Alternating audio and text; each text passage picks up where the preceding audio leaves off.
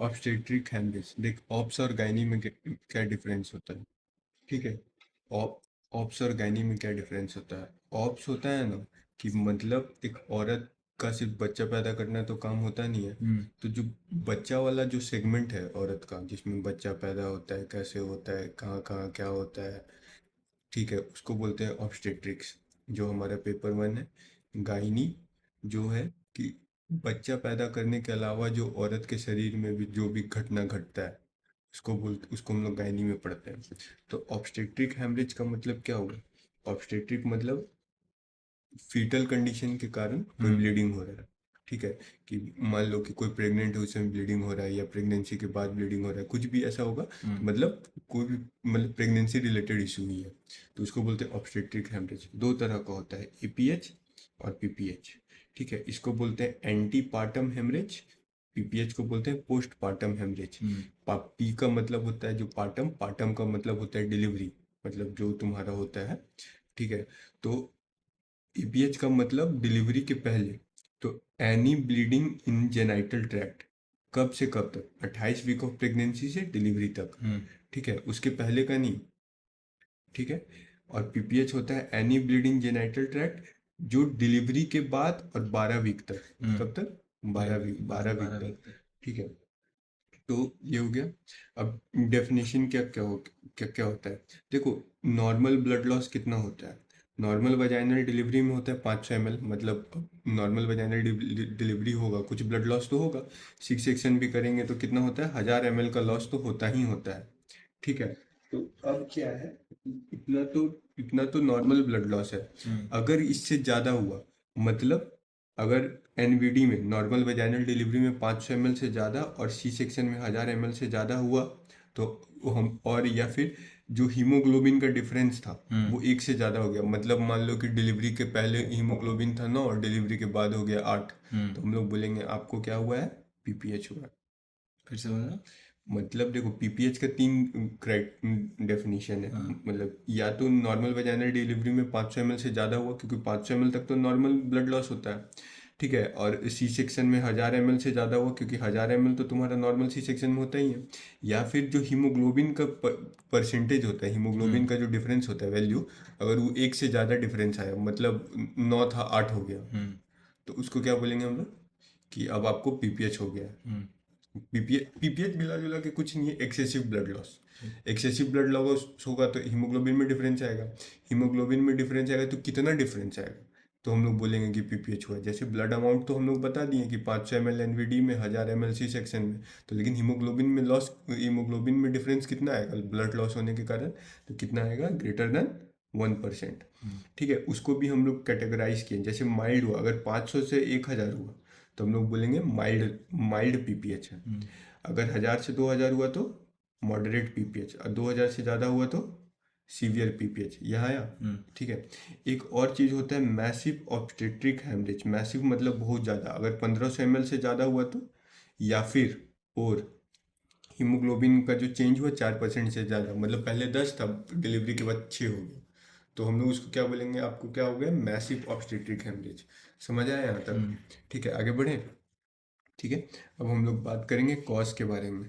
तो कॉज क्या क्या होता है? कॉज में तुमको कुछ मत याद रखना, 4 टी याद रखना, 4 टी। पहला से होता है अटॉनिक यूट्रस। क्या होता है अटॉनिक यूट्रस? मतलब देखो, यूट्रस का एक टोन होता है, मतलब यूट्रस क्या होता है ना, ऐसे ऐसे कॉन्ट्रैक्ट करता है, उसके कारण क्या होता है? फीटस एक्सपेल करता है, ठीक है, बाहर निकलता है। ठीक है, अगर यूट्रस एटॉनिक हो गया, मतलब यूट्रस का कॉन्ट्रैक्शन अच्छे से नहीं हो पा रहा है, कब कब हो गया एटॉनिक यूट्रस? जब लार्ज यूट्रस होगा। ठीक है, लार्ज यूट्रस का, यूट्रस का मूवमेंट कब नहीं हो पाएगा? कोई भी मोटा आदमी चलने में दिक्कत होता है कि नहीं? ठीक है, तो मोटा आदमी कैसे हुआ? मतलब लार्ज यूट्रस कब हुआ?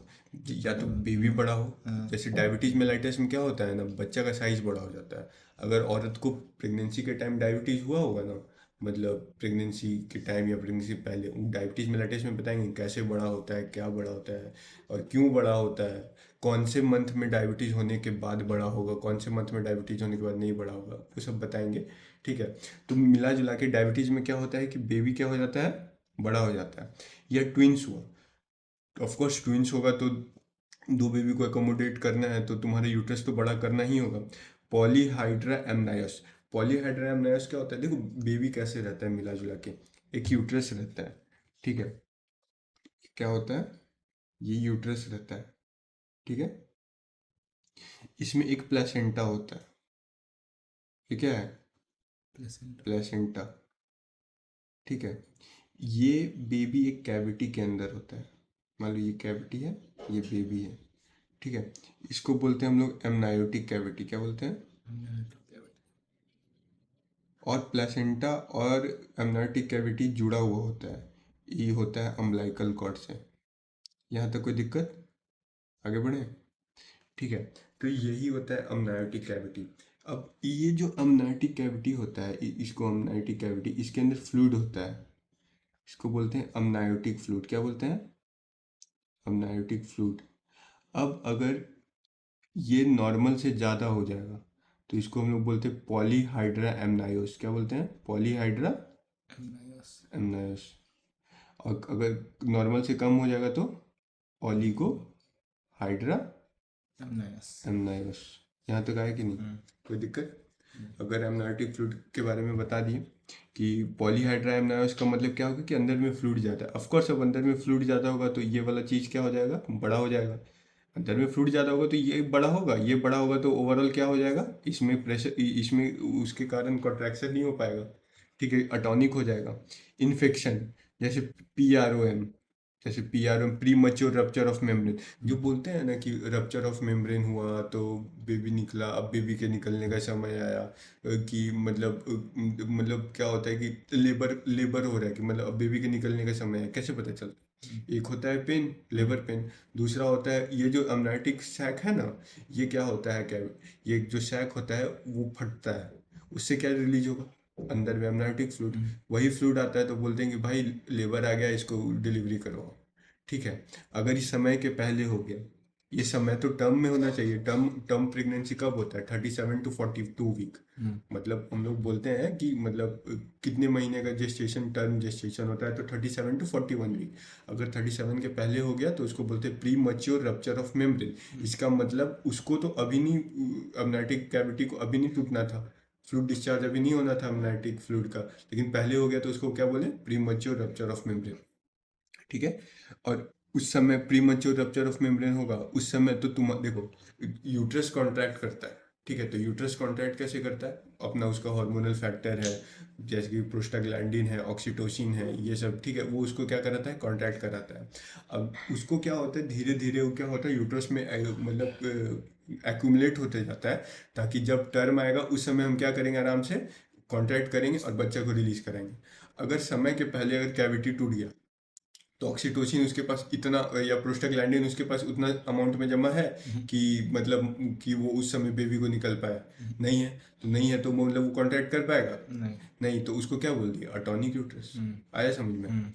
कोरियो अमनायोटिस, कोरियो अमनायोटिस होता है तुम्हारा इन्फेक्शन ऑफ अमनायोटिक कैविटी, ठीक है, ये जो तुम्हारा सैक है इसका इन्फेक्शन होगा, ये कैसे होता है, ये नीचे से ऊपर जाता है, मतलब पहले जेनाइटो यूरिनरी ट्रैक्ट में होगा, फिर धीरे धीरे पहले मतलब नीचे होगा, फिर जैसे जैसे जैसे नहीं होता इधर से इन्फेक्शन ऊपर की तरफ जा रहा है, तो लास्ट में जाके किसको कवर करेगा, इसको, तुम्हारा अमनाइटिक कैविटी को और कोरियन को। क्या हो गया?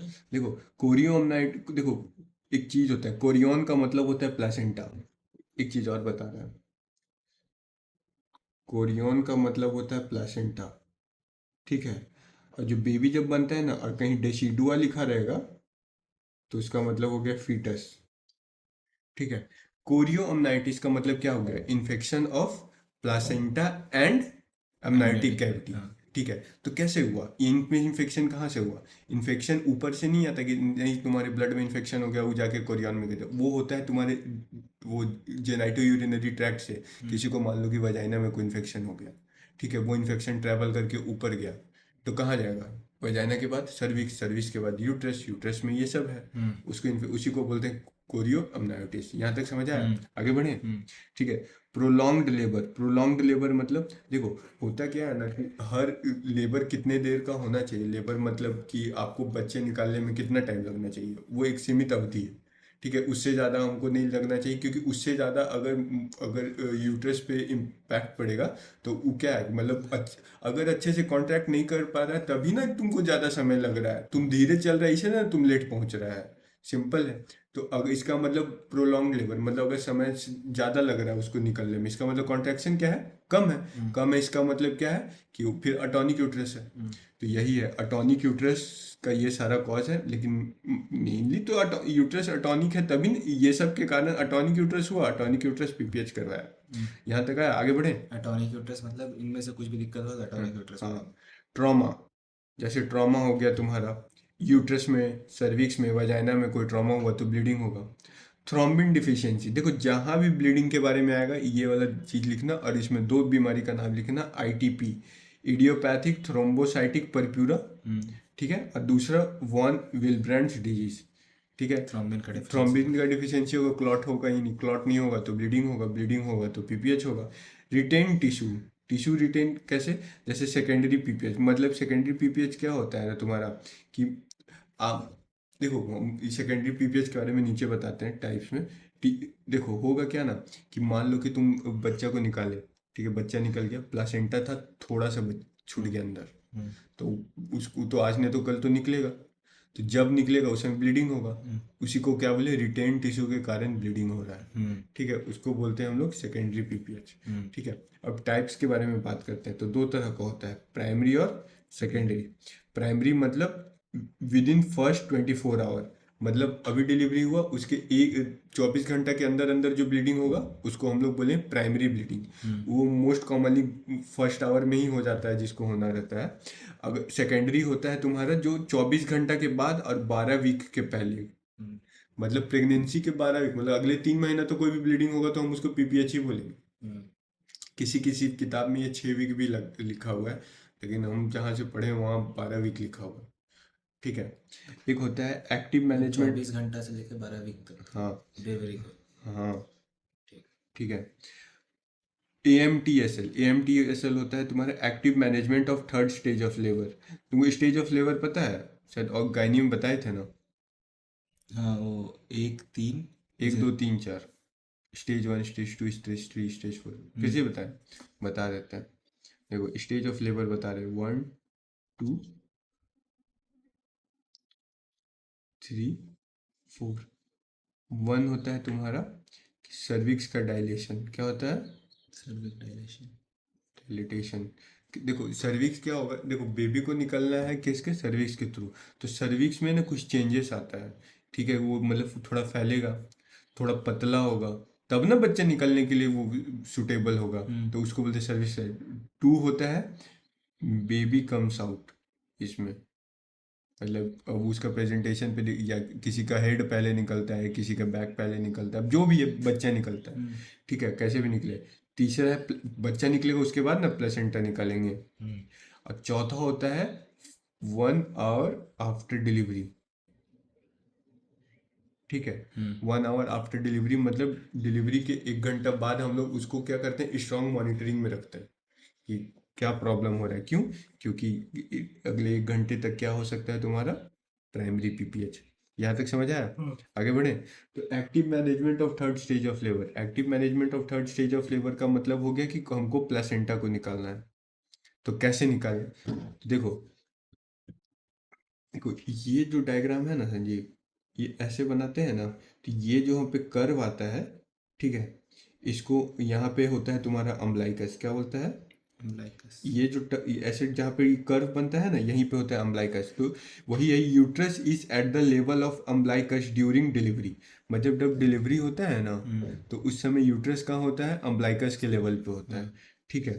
देखो ये प्लासेंटा, ये अम्बलाइकल कॉर्ड, ये यूट्रस, ये सब कुछ तो दिख गया। अब तो बच्चा निकल चुका है, हमको अब क्या निकालना है, प्लासेंटा निकालना है। तो प्लासेंटा कैसे निकालना है, after delivery when the placenta comes out, vessels at the base of the placenta are gonna bleed, so you, देखो होगा क्या, अब मान लो कि जब प्लेसेंटा तुम निकाले, ठीक है, तो प्लेसेंटा जहाँ चिपका हुआ था यहाँ से ब्लीडिंग होगा, यहाँ से ब्लीडिंग होगा कि नहीं, अब ब्लीडिंग होगा तो यूटेराइन मसल कि देखो ये मान लो यूट्राइन मसल है, इसके चारों तरफ क्या है, यूट्राइन आर्टरी है। तो अब क्या है, तुम प्लासेंटा खींचे तो यहाँ वेसल डैमेज होगा तो ब्लीडिंग होगा।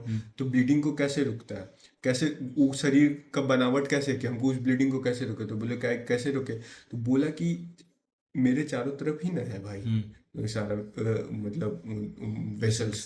तो उसको ऐसा नहीं कर सकते हैं कि हम लोग एक क्रिस को क्रॉस बना लेते हैं, मसल और जो ब्लीडिंग जो वेसल्स रहता है तुम्हारे एक क्रिस क्रॉस अरेंजमेंट बनाता है, ठीक है, ताकि अगर उसमें उतना ब्लड फ्लो ही नहीं हो, उसमें उतना ब्लड फ्लो नहीं होगा तो ब्लीडिंग ज़्यादा नहीं होगा। तो उस वो एक क्या बनाता है, क्रिस क्रॉस वो बनाता है, वो जंक्शन टाइप का, ठीक है। तो वही after delivery when the placenta comes out vessels at the base of placenta are gonna bleed, bleed तो होगा। सो यूटराइन मसल स्क्वीज, तो यूटराइन का जो मसल्स है यहाँ है, यहाँ। सो यूटराइन मसल क्या होता है, ब्लड वेसल्स को क्या करता है, स्क्वीज करता है, ठीक है। इस तरह के, अब बोलेगा कि सिर्फ एक जगह दबाता और कहीं पे डैमेज होता तो क्या होता, वहां से तो और ब्लीडिंग होता। लेकिन ये क्या करता है, पूरा वॉल में तुमको दबाता है। तो ऑल इन ऑल क्या हो, उसका ब्लड सप्लाई ही रुक जाता, कम हो जाता है। अब ब्लड सप्लाई कम होगा तो क्या होगा, ब्लीडिंग कम होगा। तो क्या है, muscle squeeze blood vessel which controls the bleeding by criss cross arrangement. क्या बोले, क्रिस क्रॉस, इसको बोलते हैं हम लोग लाइनिंग लाइगेचर। ये हमारे मतलब औरत के शरीर का बनावट होता है, ऐसा वो खुद करता है। तो मैनेजमेंट उसमें डॉक्टर क्या कर सकता है कि ये चीज़ अच्छे से हो और ज़्यादा ब्लीडिंग नहीं हो। हम लोग को क्या ध्यान रखना है, तो हम लोग को करना होता है कंट्रोल्ड कॉर्ड ट्रैक्शन। मतलब एक कंट्रोल कॉर्ड ट्रैक्शन का मतलब ऐसा नहीं कि मतलब एक होता है कि क्या होगा, बच्चा निकल गया, प्लेसेंटा नहीं है, खींच के निकाले, पैर चुन माच दो, ऐसा कुछ नहीं करना। हम लोग को क्या करना है, जो ऊपर में एब्डोमेन है, ऊपर में थोड़ा थोड़ा यूट्रस के ऊपर मसाज करते करते धीरे धीरे खींचना है। एक बार में ऐसे खींच के निकालेगा तो ज़्यादा ब्लीडिंग होगा ना। फिर यूट्राइन मसाज करना है, ठीक है, जो बताएं। ऑक्सीटोसिन देना है, ठीक है। ऑक्सीटोसिन क्यों देते हैं, देखो ऑक्सीटोसिन क्या कराता है, तुम्हारा कॉन्ट्रैक्शन का बढ़ाता है, ठीक है। और तुम्हारा मेन पीपीएच क्यों हो रहा था, कॉज क्या था मेन पीपीएच का, वो नहीं निकल पा रहा था ज़्यादा। ये क्या था, and atonic uterus. Atonic uterus मतलब क्या था, कॉन्ट्रैक्शन नहीं हो पा रहा था। तो हमको अगर कॉन्ट्रैक्शन नहीं हो पा रहा है, ये प्रॉब्लम है, तो उसका सॉल्यूशन क्या होगा, कॉन्ट्रैक्शन करवाना। तो कॉन्ट्रैक्शन कौन सा दवाई करवाता है, ऑक्सीटोसिन। ऑक्सीटोसिन। तो इसलिए ऑक्सीटोसिन देते हैं। और इंसिडेंस ऑफ पीपीएच 5% होता है, ये मतलब याद रखना, ठीक है। प्रिवेंशन कि मतलब हमको अगर प्रिवेंट करना होगा कि हमको मिला जुला के एक चीज़ याद रखो, कुछ याद नहीं है। तो पीपीएच का ट्रीटमेंट है, ड्रग ऑफ चॉइस है तुम्हारा ऑक्सीटोसिन। प्रोफाइलैक्सिस में भी मतलब ब्लीडिंग नहीं हुआ है और हम उसको ब्लीडिंग नहीं होने देना चाहते हैं, इसलिए हम उसको ऑक्सीटोसिन ही देंगे। अगर ब्लीडिंग हो गया है तो हमारा पहला चॉइस ऑक्सीटोसिन ही रहेगा। तो अब मतलब अमाउंट में फर्क आएगा, ठीक है। देखो देखो प्रिवेंशन में क्या करते हैं, प्रिवेंशन मतलब प्रोफाइलैक्सिस, हम लोग क्या देंगे, आईएम प्रोफाइलैक्टिक ऑक्सीटोसिन होता है ड्रग ऑफ चॉइस। या फिर हम लोग आईवी भी दे सकते हैं, आईवी ऑक्सीटोसिन कितना, 5 से 10 unit after delivery of soldier, मतलब बच्चा का जो शोल्डर निकलेगा उसके बाद हम लोग क्या देंगे, आईवी ऑक्सीटोसिन देंगे, या फिर हम लोग आईएम भी दे सकते हैं, ठीक है। अब आया मैनेजमेंट कि मान लो ब्लीडिंग हो गया तो क्या करोगे। तो मैनेजमेंट में भी हमारा पहला ड्रग ऑफ चॉइस तुम्हारा ऑक्सीटोसिन ही होता है, आईवी ऑक्सीटोसिन 10 से 20 यूनिट। यहाँ कितना था, 5 से 10 यूनिट। अब ऑफ कोर्स हो गया है तो हमको उससे ज़्यादा ही देना पड़ेगा, 10 से 20 यूनिट ड्रिप ड्रिप के थ्रू देते हैं, इन्फ्यूजन के साथ ड्रग ऑफ चॉइस होता है। तो अब बोले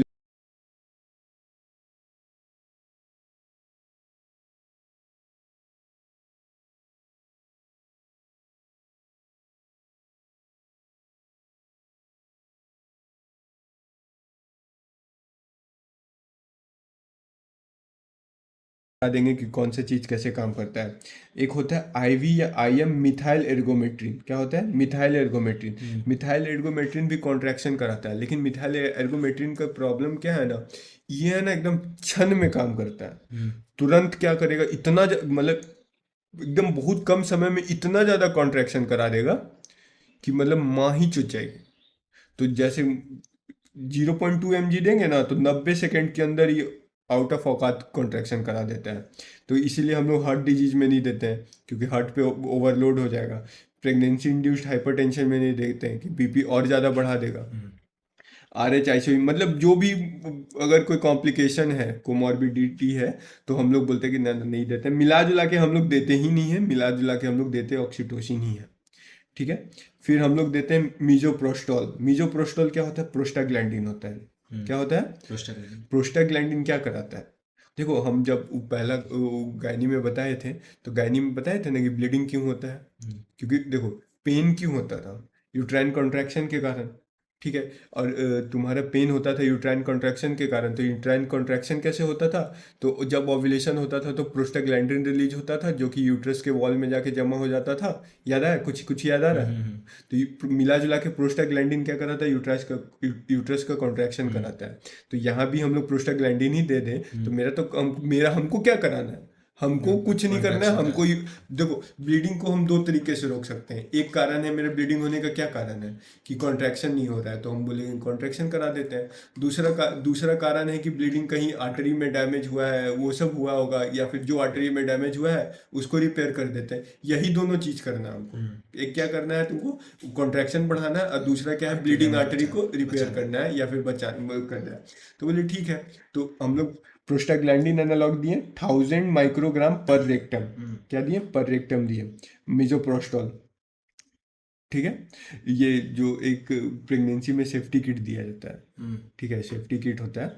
और मतलब वो जो उसमें नहीं टैबलेट होता है कुछ। ठीक है, 5 टैबलेट होता है उसमें, जो 3 महीने तक का प्रेगनेंसी बचा सकता है, उसमें यही दवाई होता है। और ये दवाई क्यों होता है? क्योंकि इम्ब्रायो मान लो लग गया। अब ये दवाई दिए। ठीक है, वो क्या कराएगा तुम्हारा? यूट्राइन का कॉन्ट्रैक्शन कराएगा। यूट्राइन का कॉन्ट्रैक्शन कराएगा तो एम्ब्रायो बाहर निकल जाएगा। तो बोलेंगे कि आपका हो गया, बच्चा निकल गया, एबॉर्शन हो गया। समझा? ये क्यों देते हैं? ठीक है। एक होता है बलून टेम्पोनाड। बलून टेम्पोनाड में कुछ नहीं है, बहुत वो है। ये मान लो कि यूट्रस है। क्या करते हैं पता है? यहाँ से वो बलून लिए, अंदर भेजे। ठीक है। और अंदर फुला दिए। फुलाए कैसे? 500 ml फ्लूइड डाल दिए। तो अब ब्लीडिंग यहीं से ना होता जी। तो अब मान लो कि ये ऐसा है, यहाँ पे छेद है, यहाँ से ब्लीडिंग हो रहा है, हम यहाँ पे वो प्लास्टर लगा दिए, तो ब्लीडिंग होगा? नहीं होगा। तो वही है बैलून टेम्पोनाट। इसको कौन सा बैलून यूज होता है? Bakri's balloon. Distended by 500 ml fluid to stop bleeding. एक मतलब, ये तो मतलब वो है, एक इंस्ट्रूमेंट हो गया एक तरह का। लेकिन अगर कभी कभी नहीं, पहले जो होता था ना, तो लोग कॉन्डम फुला देता था अंदर पानी डाल के। समझा? Uterine artery embolisation. Uterine artery embolisation मतलब कहीं से तो ब्लीडिंग हो रहा है, तो कौन सा आर्टरी? यूट्रस के पास कौन सा आर्टरी? यूटेराइन आर्टरी है। तो हम लोग क्या करेंगे ना कि यूटेराइन आर्टरी को एम्बोलाइज कर देंगे, कॉटरी वॉटरी के थ्रू क्या करेंगे? एम्बोलाइज कर देंगे, तो ब्लीडिंग ही नहीं होगा। तो prophylaxis for placenta previa and placenta accreta. मतलब देखो, प्लासेंटा प्रीविया, जिसको प्लासेंटा प्रीविया का मतलब क्या होता है? प्लासेंटा, देखो प्लासेंटा क्या होता है कि ऊपर की तरफ, यूट्रस के ऊपर की तरफ रहता है। और देखो, यूट्रस का दो पार्ट होता है, लोअर सेगमेंट, अपर सेगमेंट। तो क्या होता है ना, जो प्लासेंटा होता है ना, यूट्रस तो पहले पेल्विस एरिया में रहता है। ठीक है, तो नीचे रहता है। लेकिन जैसे जैसे बच्चा बड़ा होगा ना, प्लासेंटा अपर सेगमेंट बनता है, तो अपर सेगमेंट में जाके होना चाहिए। अगर किसी कारणवश अगर प्लासेंटा लोअर सेगमेंट में ही रह गया, तो क्या करेगा? सर्विक्स को कवर करेगा, क्योंकि नीचे तो सर्विक्स ही है ना। तो मतलब अगर प्लासेंटा नीचे रहा तो सर्विक्स ये सब को कवर करेगा, तो बच्चा निकलेगा तो दिक्कत नहीं होगा। प्लासेंटा में निकलेगा ना, बच्चा को पुश करेगा तो प्लासेंटा को पुश करेगा, लात मारेगा पैंच प्लासेंटा को, तो ब्लीडिंग होने लगेगा, तो उसको बोलते हैं प्लासेंटा प्रीविया। तो ये सब केस में हम लोग क्या करते हैं? यूट्राइन, हमको पता है कि प्लासेंटा प्रीविया जिसको है, उसका जब बच्चा निकलेगा तो ब्लीडिंग होगा। प्लेसेंटा क्या होता है, सर्विक्स को कवर कर लेगा, इसलिए ब्लीडिंग होने के चांसेस है। प्लेसेंटा प्रीविया बोलेंगे। हाँ, तो इस प्लेसेंटा प्रीविया भी एक क्वेश्चन है। तो मतलब अभी हम लोग को बेसिक बता रहे हैं। तो यूट्राइन आर्टरी को क्या करेंगे हम लोग? क्योंकि अगर ब्लीडिंग होगा तो कहाँ से होगा? रिसर्च से उसका ब्लीडिंग होगा तो कौन सा आर्टरी से होगा? यूट्राइन आर्टरी से होगा। तो देखो, अभी ब्लीडिंग तो हो नहीं रहा है। ब्लीडिंग तो कब होगा? जब क्या कि तुम्हारा, डैमेज होगा। जब तुम्हारा बच्चा निकलेगा उस समय ना डैमेज होगा, उस समय ना डैमेज होगा और ब्लीडिंग होगा। तो कहाँ से होगा? यूट्राइन आर्टरी से होगा। तो हम लोग यूट्राइन आर्टरी को सेफ्टी के लिए पहले ही क्या कर देते हैं कि भाई हम तुमको बांध देते हैं, क्योंकि माँ चुदने वाली है जब होगा। ठीक है। अब क्या होगा, दूसरा होता है प्लेसेंटा एक्रीटा। प्लेसेंटा एक्रीटा क्या होता है ना, जो तुम्हारा प्लेसेंटा है वो तुम्हारा क्या होता है कि यूट्रस के अंदर वाले लाइनिंग में होना चाहिए था, मतलब जहाँ पे एंडोमेट्रियम लगता है वहां पे। अगर प्लेसेंटा बीच में घुस गया, मतलब मायोमेट्रियम में, यूट्राइन मस्कुलेचर के अंदर, तो जब बच्चा निकलेगा तो उस समय तुम निकाल पाओगे प्लेसेंटा, वहां चुक जाएगी निकलने में। अब कहाँ पे घुसता है? देखो, ये देखो, ऐसे क्या होता है, प्लेसेंटा यहाँ ना रहता है, यहाँ पे बन जाएगा प्लेसेंटा अंदर घुस अंदर, जाएगा। हाँ। तो इसको बोलते हैं प्लेसेंटा एक्रीटा।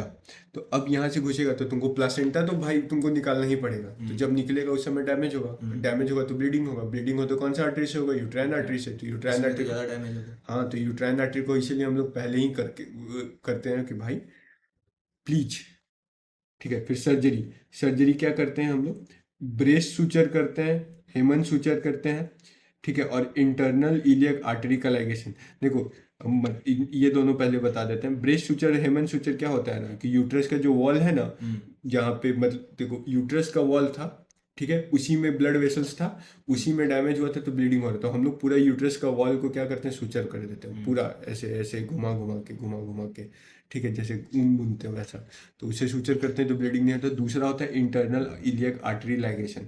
हम बता रहे हैं कि पहले सब बता रहे हैं कि आर्टरी का कैसे होता है। ये देखो एब्डोमिनल होता है, क्या है, ये दो ब्रांच में डिवाइड हुआ, ठीक है। एक ब्रांच हुआ कॉमन इलियक आर्टरी, क्या है, common iliac artery. Common iliac artery अब दो पार्ट में डिवाइड हुआ, इंटरनल इलियक आर्टरी और एक्सटर्नल इलियक आर्टरी।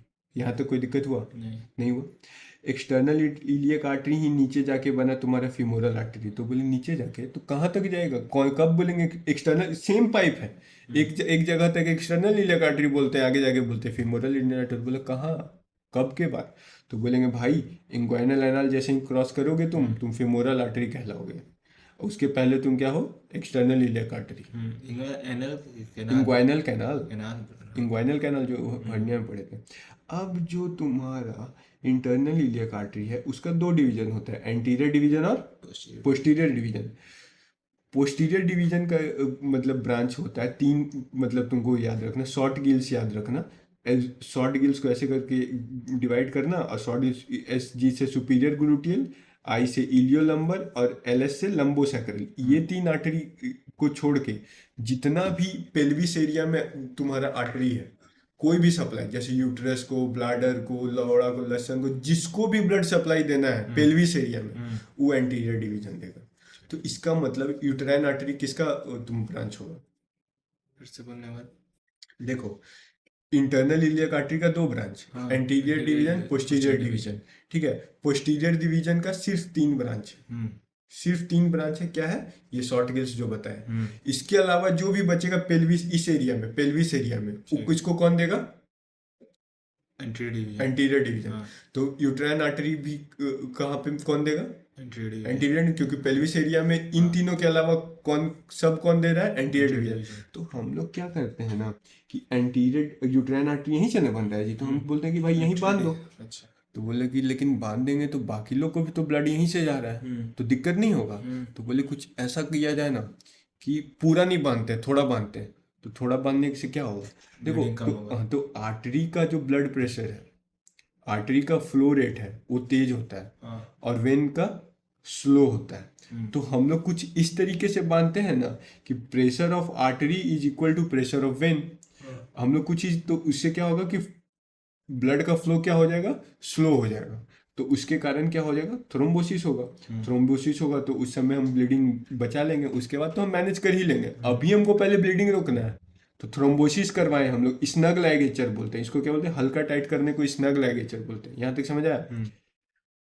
तीसरा है इंट्रावेस्कुलर ऑर्टिक बैलून कंप्रेशन, ठीक है। इंट्रावेस्कुलर ऑर्टिक बैलून कंप्रेशन का मतलब क्या है ना कि एक में क्या डालेंगे, यूट्रस में बलून डाले थे, अब हम आर्टरी में डालेंगे, फिर ब्लीडिंग रुक गया, ठीक है। फिर ब्लीडिंग को रोकने का क्या है, प्लेटलेट से रोकते हैं, फाइब्रिनोजेन से रोकते हैं। तो हम लोग क्या देंगे, फाइब्रिनोजेन देंगे। फाइब्रिनोजेन का लेवल हमको मेंटेन करना है 1 ग्राम पर लीटर। तो कैसे दे सकते हैं, या तो हम लोग क्रायोप्रेसिपिटेट दे सकते हैं, या तो फ्रेश फ्रोजन प्लाज्मा दे सकते हैं। तो क्रायोप्रेसिपिटेट देना पड़ेगा 10 यूनिट, और फ्रेश फ्रोजन प्लाज्मा देना पड़ेगा 1 लीटर, ठीक है। दोनों में से जो तुम्हारी मर्जी है वो दे सकते हो। एक है रिकॉम्बिनेंट 7। रिकॉम्बिनेंट 7 में क्या है, रिकॉम्बिनेंट 7 भी क्या करता है, ब्लड क्लॉट करवाता है, ठीक है, तो 90 mg पर केजी देंगे, ठीक है, इन 3 to 5 minutes by IV infusion, ठीक है।